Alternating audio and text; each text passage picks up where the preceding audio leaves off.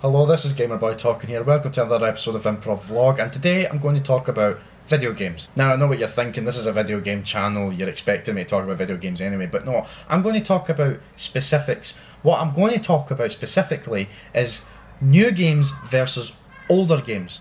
Retro games versus games that we're playing now. The generation of gamers that are around nowadays and the generation of gamers that were around when I was younger.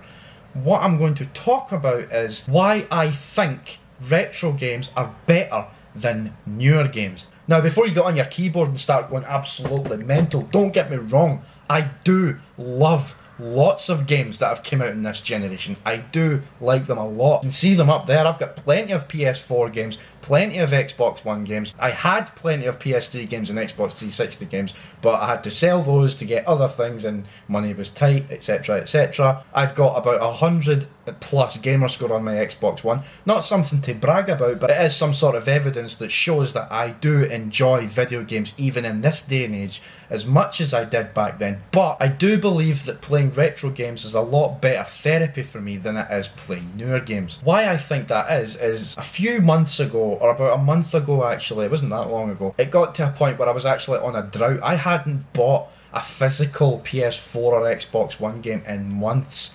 At least not at full price. I never bought any new releases. I still haven't bought a lot of new releases. I haven't bought Batman Arkham Knight. I said I would. I didn't buy Assassin's Creed Syndicate until a full year later. I haven't bought Halo 5. I didn't get into the Gears of War 4 beta. I have no immediate plans on buying Gears of War 4 straight away. It took me 3 or 4 months to get the latest WWE game, which I love anyway. And it got to the point where the backwards compatibility feature on the Xbox One is actually the feature I'm the most excited about on the Xbox One console, and also on the PS4 console. There are plenty of PS2 games that you can download from the store, which I've done a lot of already. I have already got Grand Theft Auto 3, Vice City and San Andreas, despite already owning them physically about 2 or 3 extra times. I have it on PS2, I have them on Xbox Original, and I have them on PC. And then I went and bought them again on the PS4 because it has trophy support, which I do enjoy, and the ability to take video recordings and screenshots. So I do like playing the new consoles, but recently I've been using them as a platform to play older games. Now, I will make one contradiction. I did recently buy No Man's Sky last week when it came out, and it was enjoyable, but I know for a fact that after a week or two from now, I'm going to be bored of it and I'm probably not going to touch it for another few months, just like I have with plenty of other games that I have bought on these consoles.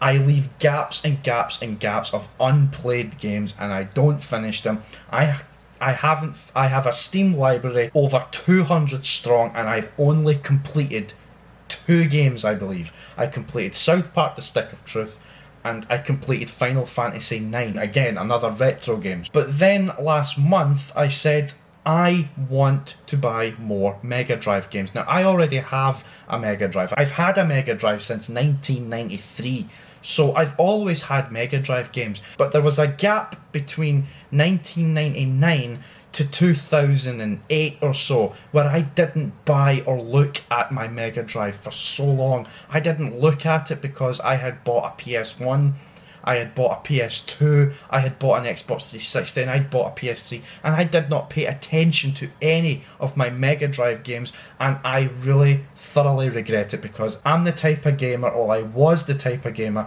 that went with the times, that went forward along with everybody else. I still kind of do that to this day, but I always feel like I'm constantly coming back and playing older games because personally, I believe playing older games is more fun than playing half of the garbage that has been spat out in the last 24 months or so. And last month, I just bought a full batch of Japanese and a few PAL Mega Drive games.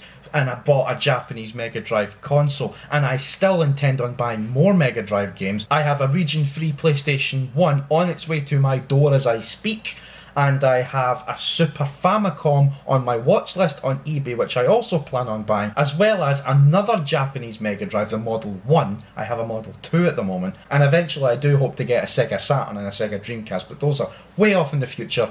between now and next year, when I will eventually decide to buy them and have more space to keep them all. The reason why I'm going back and buying retro games again is because I'm sick and tired of being disappointed with the games that have been coming out in the last 24 months. Nowadays, games will be announced and you will hear little to nothing about them, or you'll hear too much about them, to the point where we all hype these games up and they end up being nothing but disappointments.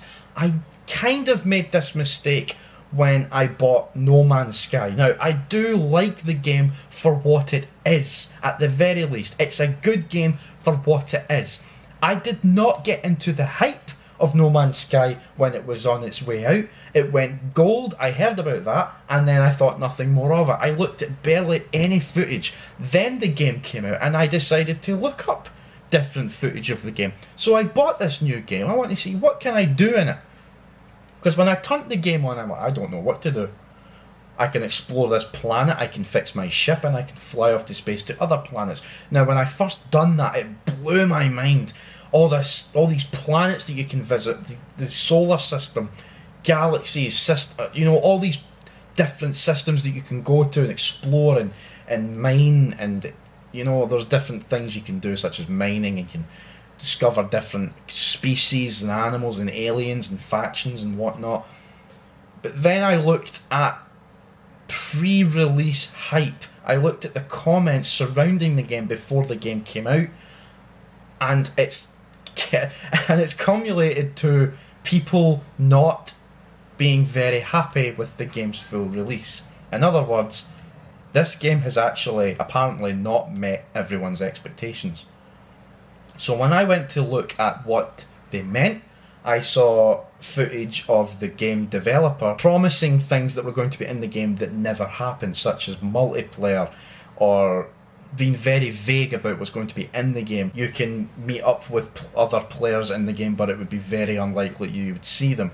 Now, I don't know if that was a cop-out because he didn't want to say there was no multiplayer, but when that game came out first, two people actually found each other on the exact same location, but they couldn't actually see each other, if you get my meaning. But I'm not going to delve too much into the details of No Man's Sky. It's not what I'm here to talk about, but I'm using it as an example of games that were overhyped and were released to much disappointment. And it's happened way too much in the last 5 years, and it's making me... It's actually agitating as a gamer. I've went and bought all these Mega Drive games, about 7 or 8 in the past 4 weeks, and I've loved all of them. There was no disappointment on any of these games. When I turn a Mega Drive game on, or any retro game, I am enjoying it so much. It's not nostalgia. I think it goes beyond nostalgia. It's genuine enjoyment. I genuinely are enjoying these games. And in the past 3 or 4 months, I have completed all of the original Sonic the Hedgehog games. I completed Sonic 1, 2, 3, and 3 in Knuckles, and I completed The Revenge of Shinobi. And I also completed Streets of Rage 1, 2, and 3, and Golden Axe 1, 2, and 3. Now, granted, I did not finish these on the authentic console that they were presented in. I finished them on the Mega Drive collection on the Xbox, and so on and so forth, and the Mega Drive collection on Steam. But my point being is that it doesn't matter what I've played them on. What matters is I've turned on these old games. I've put more effort into finishing these retro games than I have put into finishing any modern games in the last year or so. It has gotten to a point where I will find a Mega Drive game, I will pay for it. This is the most expensive game I have ever bought for my Mega Drive. The most expensive game. And when I bought it, I instantly got buyer's remorse. I was like, why did I pay so much for this game?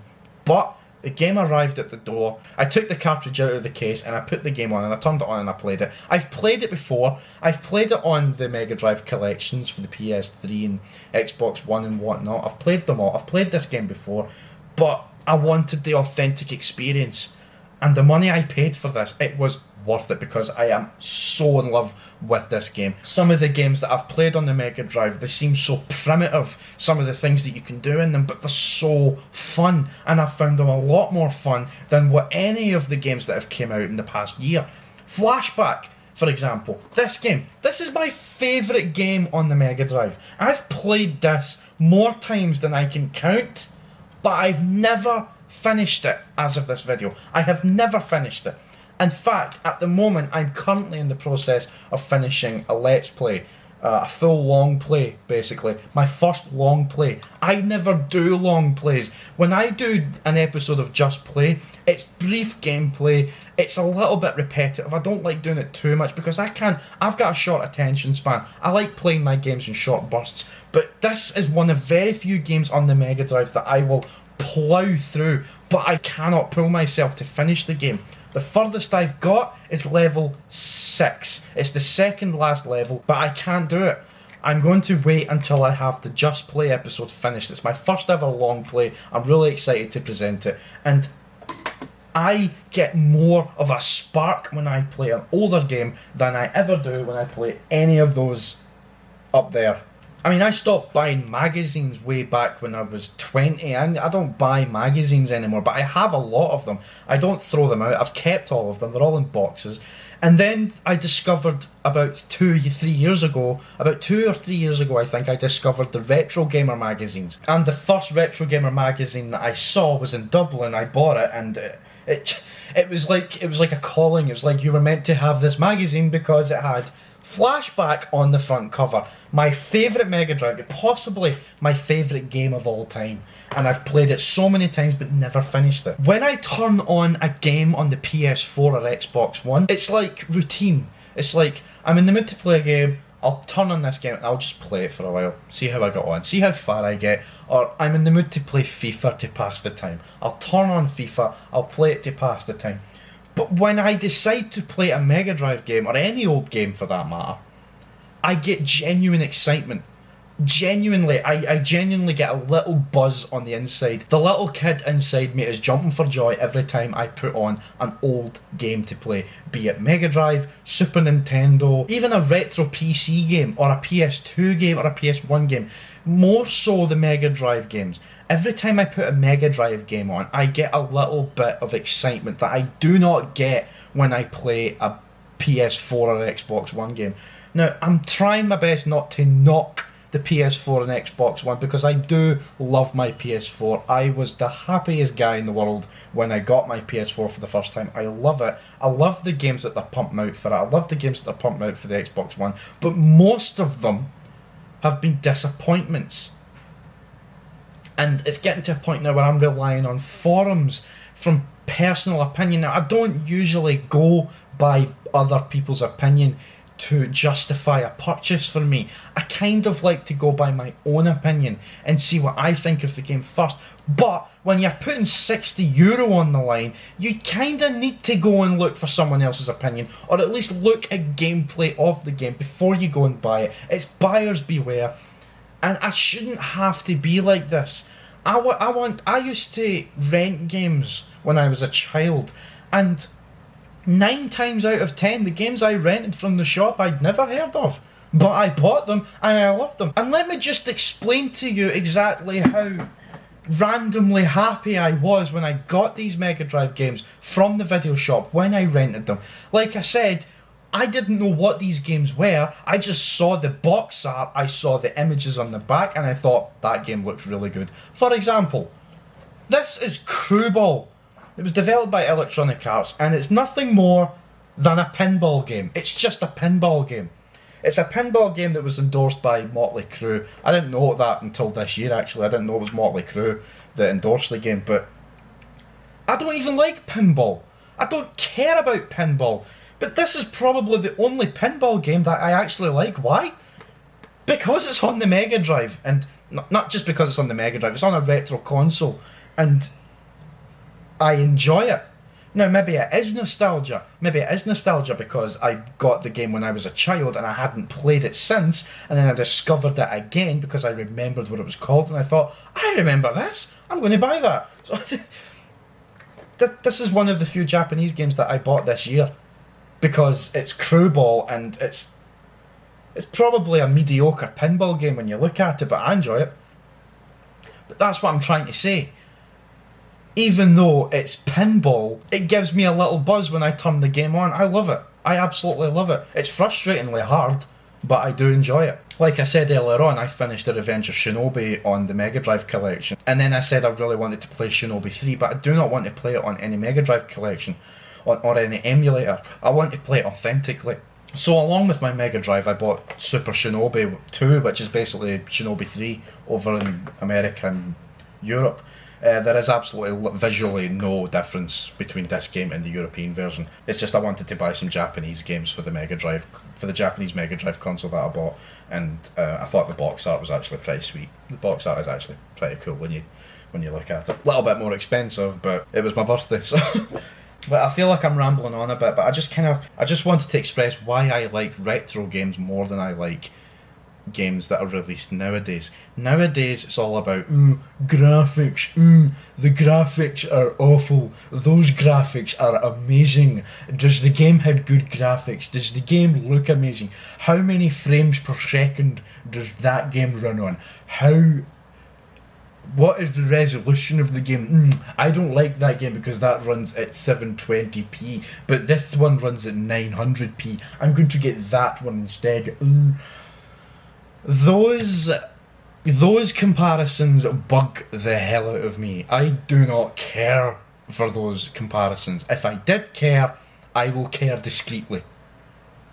It's my own decision. I will not rant and rave about why I think I should buy this game because it has this many P's and this many frames per second and this much resolution. Now, these arguments aren't exactly new. Back in the old days, it was... Oh god, the old days. Back in the 90s, it was Super Nintendo versus Sega, Mega Drive, Genesis. It was 16-bit wars. It was it was blast processing and all this crap. You know, it was just buzzwords for the competition. And I didn't get in on it because I didn't know there was such a thing as Sega versus Nintendo.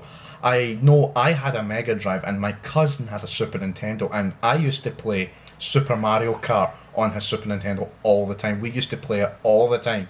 We used to play that, and we used to take turns on Super Mario Brothers All-Stars, and we used to take turns on a game called Stunt Race, I think it was called. Very obscure game, but what I'm getting at is that I didn't care what console it was, I just liked video games, but it's getting to a point now where I prefer older games more than newer games. Now, the newer games are okay, there have been good ones, but there have been plenty of stinkers.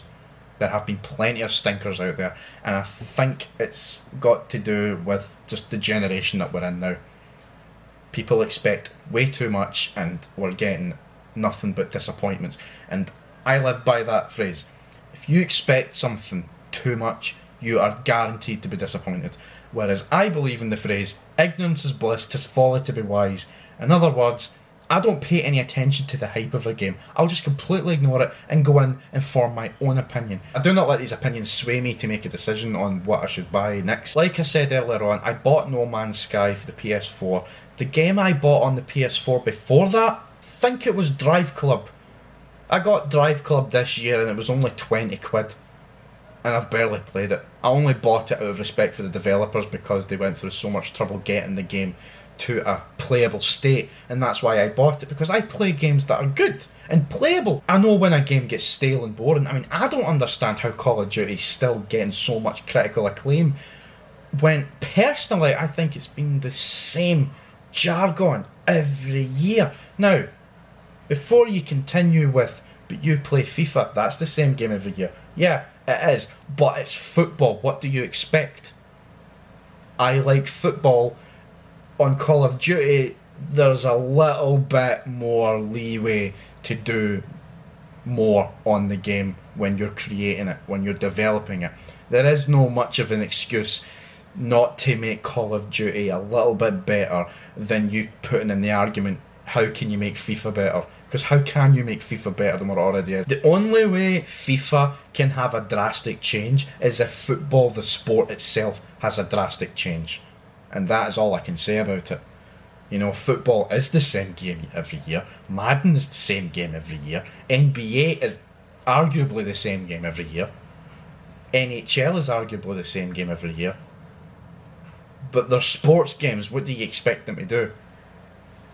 So I think they're safe for me at the moment. Pro Evolution Soccer is kind of getting better, so I feel that there's competition there again, and there definitely seems to have been a lot of evidence regarding that this year more than anything in the past 10 years. Like I said earlier, I feel like I'm rambling on, so I'm going to close this off by saying retro games are better than modern games because I feel they are a lot more fun. And if you're one of those people that complain about graphics first, then you will never be happy when it comes to gaming. You will always play the latest games. You will never go back and play older games, because if graphics are your thing, that's fine. But do not sit there and tell me that this sucks because the graphics are bad. Do not tell me that this sucks because the graphics aren't good. Do not tell me that this sucks because the music sounds awful. EA are notorious for having really loud, obnoxious music in these older games, but regardless, this game is a hell of a lot better than half the shit that's been spouted out in the last 12 months. This game is better than The Order 1886. Crew Ball is better than that. Flashback is better than No Man's Sky. Shinobi is better than Ninja Gaiden 2, the reboot. WWF Raw on the Mega Drive is a better game than WWE 2K15 on the PS4, Xbox One and PC. But I do agree that video games are all subjective, and if you don't like retro games, that's fine. But don't sit there and tell me they are bad because of graphics. That's silly. What did you expect them to do back then? Video games back then might be primitive today, but do yourself a favour, right? There are plenty of emulators out there. Get an emulator if you do not have an authentic console, right? Get an emulator, download a game for it, play it, see what you think. Pick a game, pick Shinobi, download an emulator, and put this on it. And tell me what you think, because I guarantee you will have more fun on that than you have done in the past 12 months of being a gamer yourself. But yeah, I think that's me said my bit. I just wanted to get all that out. It nearly turned into a rant, but I didn't want to rant about anything. I just wanted to explain why I like retro games a lot better than modern games. I do like modern games, but retro games have that special something, and I'll always go back to them because they are pretty much better. So yeah, I think that's all I've got to say about it. So it's a bit of a ramble, but it was a meaningful one to me. So thanks very much for watching this vlog. This has been Gamer Boy talking here, talking to you on Gamer Boy Gaming, where I play the games that you need to have. Thanks for watching, and I'll see you in the next video. Now, if you'll excuse me, I have some retro games to play.